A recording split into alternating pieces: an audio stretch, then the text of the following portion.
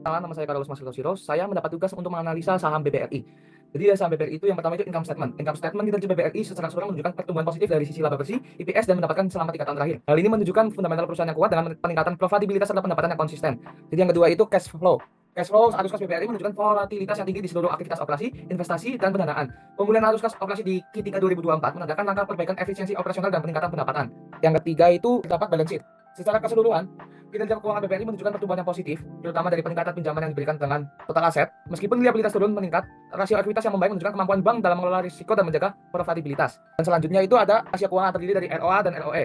Kinerja keuangan BBRI secara keseluruhan menunjukkan kemampuan pemulihan yang baik setelah mengalami penurunan pada Q3 21, meskipun sempat terjadi tekanan pada ROA dan ROE. BBRI berhasil kembali ke level yang stabil di kuartal-kuartal berikutnya. Dan untuk terakhir itu ada valuation. Saham BBRI menunjukkan valuasi yang semakin menarik dalam beberapa tahun terakhir ditandai dengan penurunan price earning ratio dan stabilitas rasio valuasi lainnya seperti price NAV, price NTA, dan price revenue pada level rendah.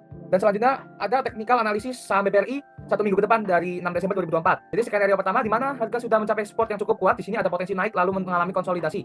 Skenario kedua, jika close candle di bawah garis support yang ada di bawah, maka harga saham akan terus turun menerus. Untuk prediksi analisis, technical analisis 1 bulan ke depan dari 6 Desember 2024 itu, skenario pertama di mana harga sudah mencapai support yang cukup kuat di sini, ada potensi naik lalu mengalami konsolidasi.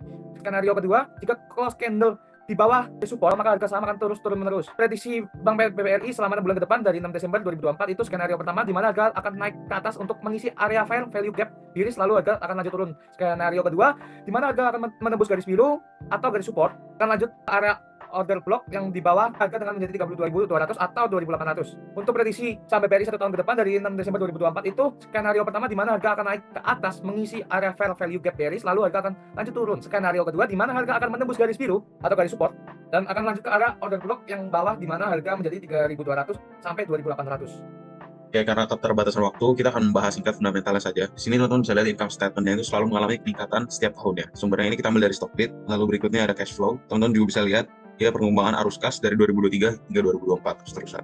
Oke, dari balance sheet-nya teman-teman bisa lihat total asetnya ini selalu meningkat dari 2023 sampai 2024. Sumbernya sama dari Stockbit.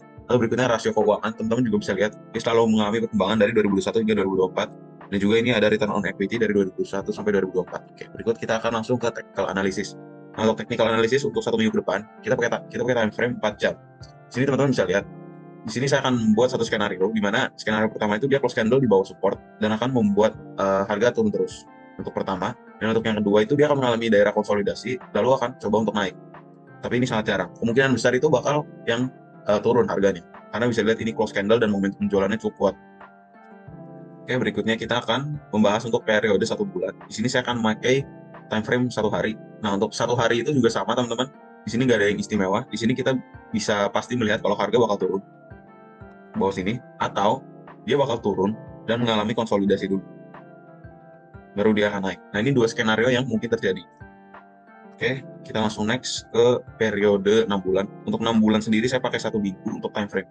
Nah, untuk time frame di sini cukup menarik ya. Kalau teman-teman orang yang suka pakai trend line, teman-teman bisa gambar trend line dan bisa digambar seperti ini. Nah, harga tuh sudah mencapai trend line. Jadi ada 2 kemungkinan. Kalau dia close candle di bawah trend line, harga bakal ke bawah. Untuk yang kedua itu dia mantul dari trend line dan naik. Itu singkat saja. Lalu berikutnya untuk periode 1 tahun. Untuk 1 tahun saya pakai time frame 1 bulan. Nah, untuk analisanya juga sama teman-teman seperti yang dengan time frame tadi.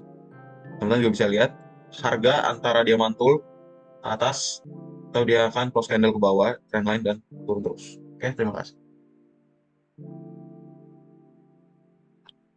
Untuk income statement, Bank Mandiri mencatat pendapatan bunga 110,6 triliun dan laba bersih 30,9 triliun, menunjukkan efisiensi operasional yang baik di pasar perbankan. Untuk cash flow dari aktivitas operasi Bank Mandiri menunjukkan kesehatan keuangan yang kuat dan kemampuan untuk mendukung operasional serta investasi strategis untuk pertumbuhan masa depan. Dari balance sheet menunjukkan kapasitas yang kuat untuk memberikan pinjaman dan mendukung pertumbuhan serta ekspansi bisnis dengan ekuitas pemegang saham mencapai 300 triliun sebagai indikator kesehatan finansial yang positif.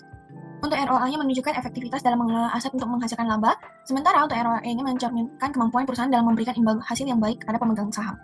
Untuk debt to equity ratio-nya, Bank Mandiri menunjukkan ketergantungan yang signifikan pada utang untuk pembiayaan yang dapat meningkatkan risiko keuangan jika pendapatan menurun. Lalu untuk valuation dan PBV-nya, Bank Mandiri menunjukkan bahwa pasar bersedia membayar 2 kali lipat nilai buku per saham, mencerminkan ekspektasi positif investor terhadap pertumbuhan dan kinerja masa depan perusahaan. Kemudian ada prediksi Bank Mandiri untuk 1 minggu ke depan. Skenario yang pertama itu harga sahamnya apabila mengalami konsolidasi maka harga sahamnya itu akan naik. Tetapi di skenario kedua jika close candle di bawah order block dan garis support yang ada di bawah maka harga sahamnya akan turun terus.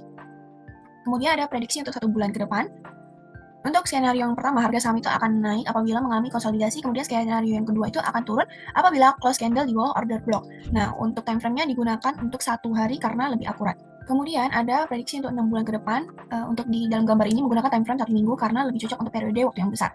Skenario yang pertama apabila mengalami konsolidasi di daerah support yang kuat, jadi harganya itu bisa stabil, kemungkinan akan reversal dan harganya akan naik. Kemudian skenario yang kedua jika close candle-nya di bawah daerah support, maka harga akan turun terus dan akan ke daerah support atau order block berikutnya. Lalu ada prediksi untuk 1 tahun ke depan. Untuk memprediksi 1 tahun ke depan di sini menggunakan time frame 1 bulan karena lebih cocok untuk waktu yang lebih besar. Nah, di sini juga ada 2 skenario. Skenario yang pertama itu ya, jika harganya itu nembus di bawah garis 1, lalu dia akan ke order block sell. Lalu jika mengalami konsolidasi maka ada kemungkinan harga akan naik. Kemudian untuk skenario kedua harga akan turun terus dan akan membentuk pola resisten become support karena di daerah tersebut banyak transaksi yang terjadi. Oke, baik. Sekarang untuk Bank Danamon, untuk income statement-nya itu pendapatan tumbuh stabil dengan pengelolaan beban yang efektif, menjaga laba bersih dalam tren positif meskipun ada fluktuasi pendapatan komprehensif lainnya.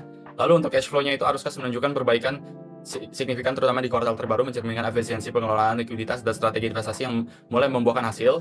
Untuk balance sheet-nya itu neraca keuangan stabil dengan komposisi aset dan liabilitas yang terkelola baik sejalan dengan karakteristik industri perbankan. Untuk rasio keuangannya itu ada ROA dan ROA itu tren pemulihan positif mencerminkan kemampuan menghasilkan laba dari aset dan ekuitas meski perlu peningkatan konsistensi. Current dan quick ratio-nya itu tidak signifikan sebagai indikator utama perbankan sehingga datanya 00, baik juga dengan total debt atau total aset. Lalu untuk valuasinya itu saham undervalued dengan PE ratio 9,41 di bawah IHSG yang itu 13,14 dan PBV 0,62 menunjukkan potensi kenaikan harga earning yield 10,62% memberikan daya tarik investasi yang solid. Lalu untuk technical analisisnya, untuk 1 minggu ke depan itu momentum beli harga koreksi di kotak hijau lanjut. Lalu jika tembus 1 support konsolidasi reversal mungkin. Untuk 1 bulan ke depan itu harga tembus downtrend, fake out kemudian naik, konsolidasi tembus support 1 terus turun harganya. Habis itu untuk 6 bulan ke depan itu jika tembus downtrend resisten harga naik, tembus support 1 harga turun lebih jauh. Dan untuk 1 tahun ke depannya itu harga respect trend line lebih lanjut naik, konsolidasi di Fibonacci 0,618 hingga 0,718 adanya peluang reversal. Oke, sekarang saya akan membahas untuk saham PT Bank Syariah Indonesia, yaitu BRIS, yang dimana kalau dilihat dari income statement, pertumbuhannya cukup konsisten dari kuartal pertama 2022 sampai ke kuartal ketiga di 2024.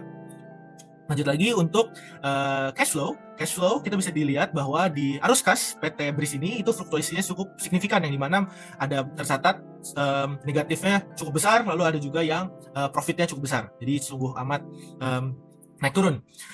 Lalu untuk balance sheet kita bisa lihat di sini menunjukkan pertumbuhan yang cukup konsisten dari total aset, liabilitas, ekuitas dari kuartal pertama 2022 sampai ke kuartal ketiga 2024.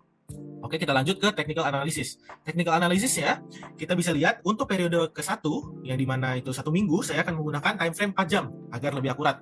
Yang dimana bakal ada 2 skenario yang mungkin terjadi. Yang pertama, kalau harga close candle di bawah trendline, maka harganya akan ke bawah. Lalu kalau yang harga keduanya, itu kalau itu akan mantul ke atas dulu, ke garis moving average, ke 13,21, lalu harga akan turun lagi karena momentum penjualan sedang kuat.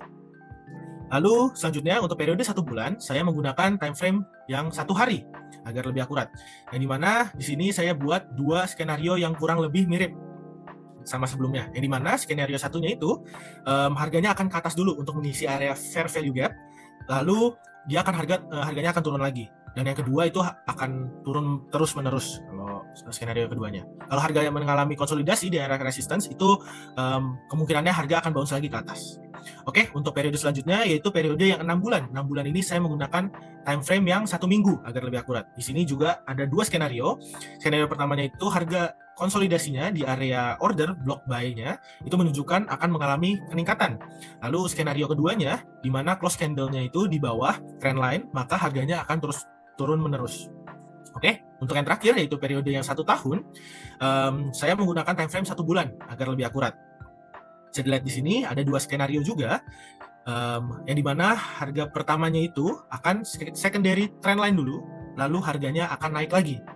Dan untuk yang kedua itu bisa dilihat juga kalau harganya ini akan ke major trendline, dia akan turun dulu, konsolidasi, lalu baru akan naik kembali lagi. Gitu. Oke, itu saja.